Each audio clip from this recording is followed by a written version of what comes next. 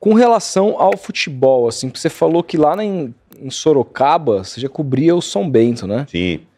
Você falou assim que sua amizade com o Edu Afonso começou porque ele cobria o Ituano, não é isso? Era isso, é. E uma coisa que eu fico pensando assim, eu vejo muita gente da tua geração, assim, falando sobre ter começado no interior. O interior era um grande revelador de jornalistas para as grandes metrópoles, né?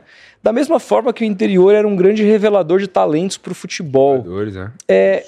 E no futebol, propriamente, tem deixado de ser, por uma série de questões, inclusive monetárias, né? Hoje em dia, o moleque faz sucesso num clube do interior, com 15 anos ele tá vindo para uma grande base do time brasileiro. O cara tá no São Bento, tá sendo comprado lá pelo Atlético Mineiro.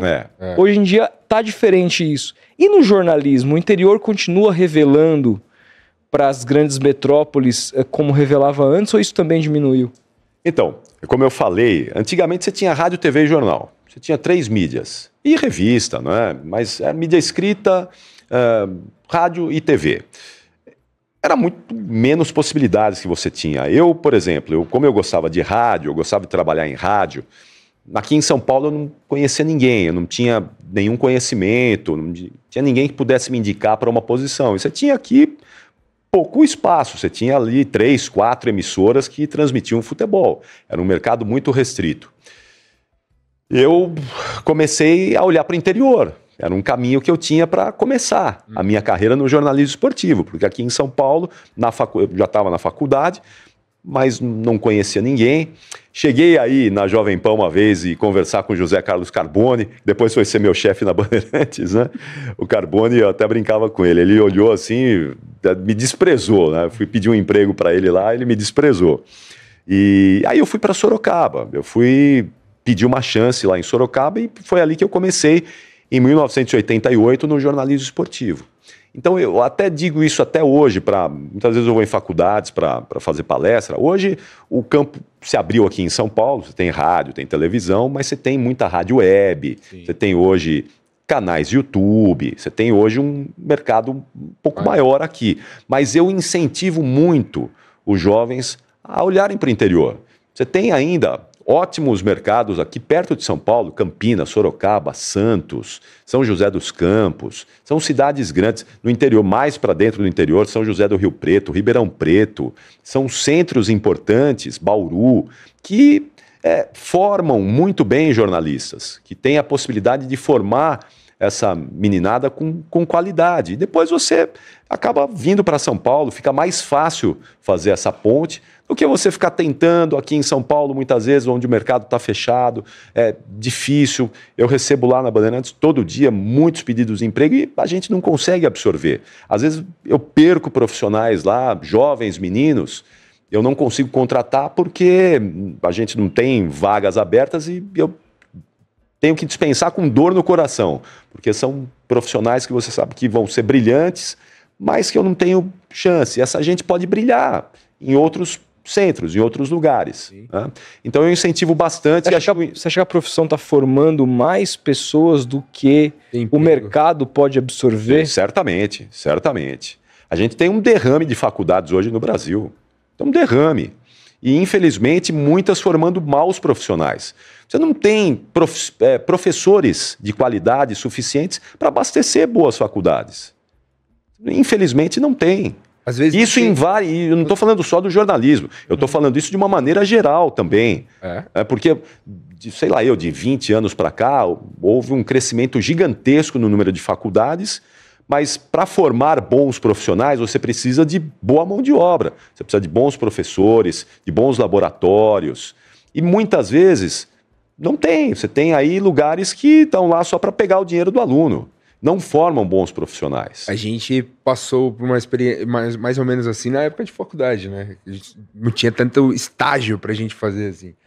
Era um mercado muito restrito que a gente foi aprender. Eu, particularmente, fui aprender o jornalismo mesmo na prática quando eu terminei a faculdade. Exatamente. Eu tive meu primeiro emprego num jornal em Taboão da Serra, onde eu moro, que me abriu as portas, e aí eu ingressei no jornalismo e fui metendo as caras. E assim, tinha uma questão, muita gente que estudava com a gente, tinha a possibilidade de fazer estágio gratuito na Band. Na Band, A gente conheço gente que tem um amigo meu que tá lá até hoje. Mas eu não podia dispor disso porque eu precisava pagar a faculdade. Então, fazer um estágio não remunerado para mim não dava. Na Band a gente não tem estágio não remunerado. Todos os estagiários lá são remunerados, até porque... eu tô falando de 2010 a 2014, tá? Então deve ter mudado. Do ponto de vista legal, a gente nem pode contratar lá sem ter uma remuneração, sem ter uma remuneração do estagiário, né? Então a gente segue a legislação ali. Eu não sei, não me lembro naquela época se existia essa modalidade. Hoje a gente não tem mais... um salário de estagiário, mas tem um salário. E de qualquer jeito, eu tive a experiência de fazer lá o estágio com o Eric Beth na Máquina do Esporte. Grande Eric Beth. Cara, foi um puta professor pra mim. Sim. Ele, o meu editor lá da época, o Guilherme Costa, que faz tantos anos que eu não converso. Um beijo pra ele se ele estiver assistindo. Os caras foram professores na prática. Assim, eu tive ótimos professores. Inclusive, a gente já trouxe alguns aqui, né? Já. Mas nada como... O jornalismo é uma profissão muito do dia a dia, né? Uma profissão que só a prática é capaz de te ensinar os percalços que você pode lidar e os mais diversos. A postura que você tem que ter, o entendimento de onde você está, o jeito que você fala. É uma profissão, até certo ponto, política. Porque você é uma profissão que você lida com a palavra o tempo todo. Na pergunta que você faz ao entrevistado, a maneira como você lida com a chefia, a maneira como você reporta aquilo ou escreve aquilo pro consumidor final, é toda uma profissão cheia de nuances, né? Então, assim, não é fácil se formar bons profissionais. Aí eu fico pensando, será que o erro não é... E aí eu não sei, eu não tenho uma resposta para isso, eu queria saber a sua opinião. É aquele cara, por exemplo, a taxa de corte da minha profissão é lá em cima. Não deu certo, vou lá e vou fazer jornalismo. Meio que como uma segunda opção. Eu não gosto de falar mal de outras pessoas, etc e tal, e também não vou nem citar nomes. Mas eu me lembro da minha... Sendo bem sincero, assim, da minha sala, assim, de trabalhos coletivos que a gente fazia, que às vezes a gente... Fazia trabalhos, vamos fazer uma editoria de revista aqui, eu vou ser o editor. Eu pegava os textos e eu falava assim, meu Deus, cara. Tipo assim, dava a impressão que a pessoa não tinha feito um ensino médio. Eu falava, meu Deus, como é que essa pessoa está cursando faculdade com repetiu a mesma palavra 6 vezes no mesmo parágrafo. Não conseguiu achar um sinônimo e tal. E aí você fala, nossa, tá muito defasado. Como é que é lidar com isso no dia a dia, assim? Bom, aí a gente aprofunda um pouquinho mais, não é, Rodolfo? E aí é uma questão do país, porque não é só no jornalismo. A gente vê isso em várias frentes. Se você conversar com profissionais de outras áreas, você vai ouvir esse tipo de reclamação, porque, infelizmente, aqui no Brasil, a educação tem falhas grandes na formação das pessoas. A gente fala sempre em analfabetismo funcional. É uma coisa muito presente no Brasil, infelizmente. Está cheio de gente que sabe ler, mas não sabe interpretar um texto. E isso em várias frentes. Agora, para nós, isso é muito preocupante. Se a gente, no jornalismo, quando a gente se depara com um profissional nesse nível, para a gente é preocupante demais, porque o jornalista precisa...